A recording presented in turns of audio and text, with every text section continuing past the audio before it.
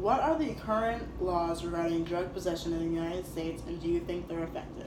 Well, currently in the United States, if you get caught with a small amount of any drug, from marijuana to heroin, you could face up to a year in prison and or a minimum of $1,000 fine. Of course, with the severity of the drug, the severity of the punishment increases, but I mean, even if it is just marijuana, you can get arrested. In fact, in 2014, there were 1.5 million drug arrests, and 80% of those were just for possession, and then 50% of those 80% were just for marijuana. And whether or not they're effective, well, a lot of these people say it's not weed, say it's heroin, and someone gets thrown in jail for possessing heroin, they're an addict to this drug.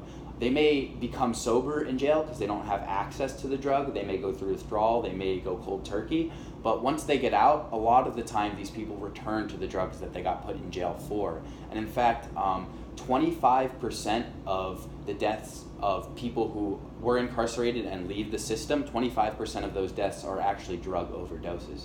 So putting these people in prison because of their addiction is not helping anybody. What about drug distribution laws? Well, with drug distribution, it's obviously more severe punishment. You can get 5 years in prison for your first offense as a minimum, and then it can go up to 40 years in prison for selling really any drug.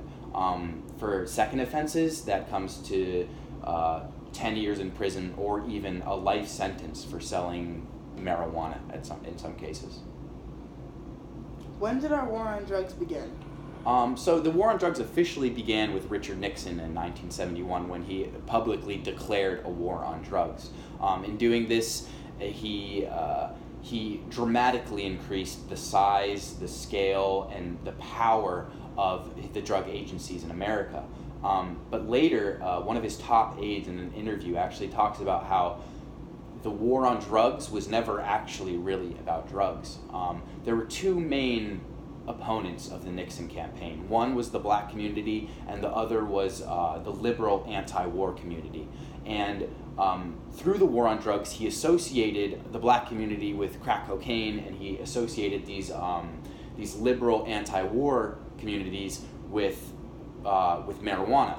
And by decriminalizing these and villainizing these drugs, he was able to villainize these social groups. And then he was able to use the laws he put into place to raid these people's homes without warrants, capture their leaders, and break down these organizations person by person by person. So at the end of the day, this war on drugs in the beginning was never about drugs. It was about corruption, it was about abuse of power, and it was about targeting specific minority groups.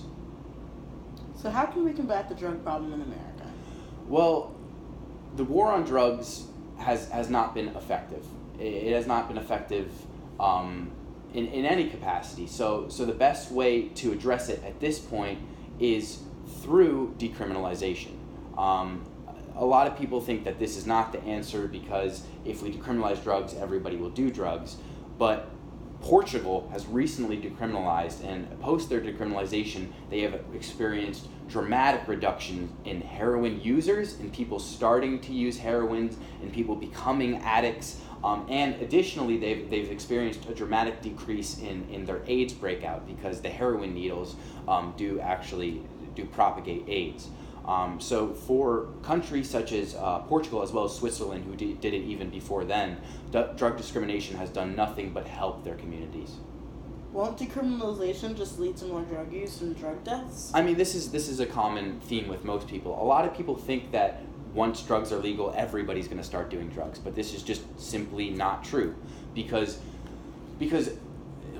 laws do not prevent people from doing drugs. People don't do drugs because of religious or moral or learned behavior, learned understandings of drugs.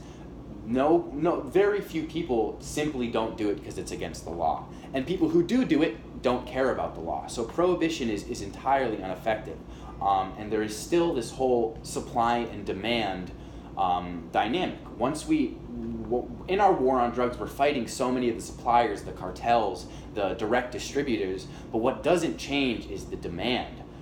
The demand of the drug addicts who want these drugs. And if this demand continues, then the drugs will always come into America. So all we can do is go straight to the source and try to help these addicts recuperate and come out of their addiction.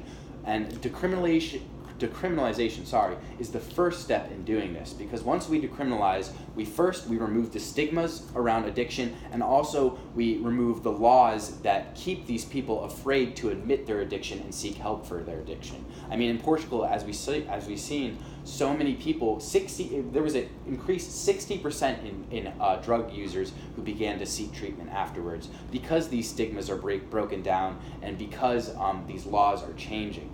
So at the end of the day, these people who are addicted to drugs, they're affected by a disease, and they're just people like me and you, people who are in a different environment, in a different circumstance, who are led down this path, maybe not entirely willingly. So it's important that we treat these people as people, and it's important that instead of throwing them in prison for having a bag of heroin, we bring them to a clinic and we help them restructure their life and build back up to a place where they can take care of themselves. And that is why we really need decriminalization in this country, because otherwise the war on drugs will continue to cost money and cost lives, when that's not the solution we should be looking for at all. Well, thank you.